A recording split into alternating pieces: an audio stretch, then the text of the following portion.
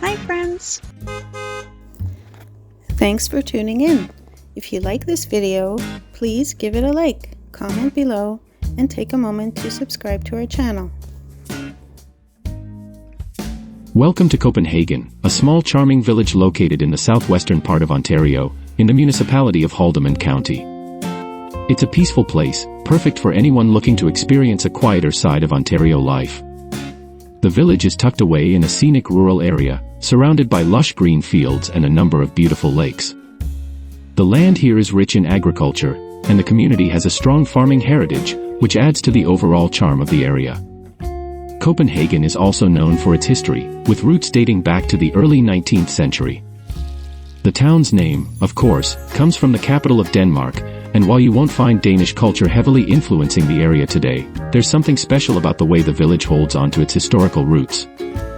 The slow pace of life in Copenhagen gives you a chance to step back and appreciate the simpler things in life, like a quiet walk by the water or a peaceful afternoon spent enjoying nature.